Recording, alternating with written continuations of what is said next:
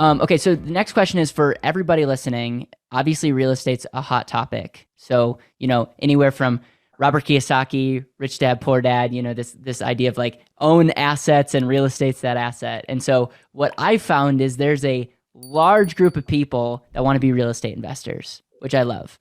And it's great because it can appreciate, you can create cash flow, you can use leverage, you can use special tax advantages. So real estate's a great asset.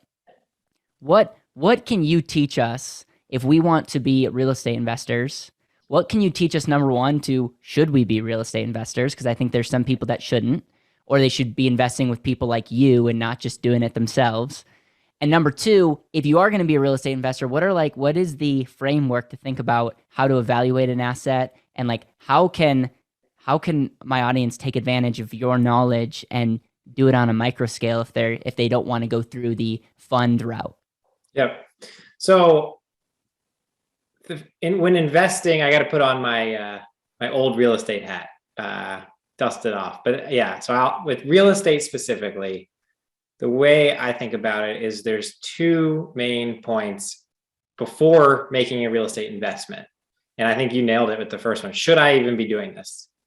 And unpacking that a little bit, the key piece with real estate is there are real estate experts everywhere in the country trying to make money in real estate. And you don't want to be the biggest sucker. When times are really good, everyone can make money in real estate. The challenge is real estate is and has proven to always be cyclical. Yep. So you don't want to be the next biggest sucker. And by that, I mean, make sure, number one, you are doing your homework. Make sure you are underwriting an asset. And more importantly, make sure you're able to underwrite an asset. Are you actually qualified? Like, don't kid yourself. If you are not qualified to be underwriting the asset, you probably are the next biggest sucker. So number one, make sure you're able to underwrite the asset. Number two, underwrite it. And so then that brings to the next point. Well, how do you underwrite a real estate asset? The lens that I have used and I have seen successfully executed across most of our portfolio, most of our LP network who own and operate real estate, is underwriting for a longer time horizon cash flow. Yeah.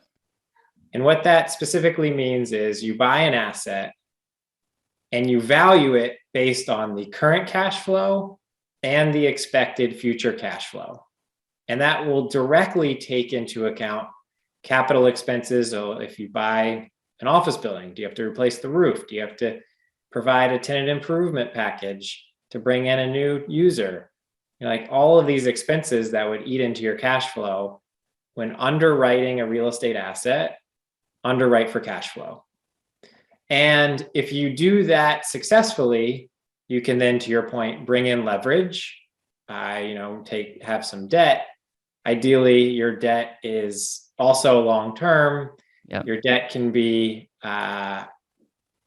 fixed. So, we were at almost all-time low interest rates. Yep. So it'd be incredibly valuable to have debt on the asset. And then as the price of rents go up and the price of your debt stays the same, all of that upward pressure goes to your bottom line. Means right. You make more cash flow. And that's why it has historically been an incredible asset to own for inflationary periods. Because when the price of, let's say, housing goes up, your rent collected will go up and the price of your debt will stay the same, which means you get to take home more cash at the end of the day. So you're relatively protected from inflationary periods. And then also, to your point, there's a lot of tax benefits to owning real estate. So if I had to nail it into a very small box, I would say analyze for cash flow. And then over the long term, your wealth creation, your wealth expansion, the actual expansion of the value of that asset will be significant.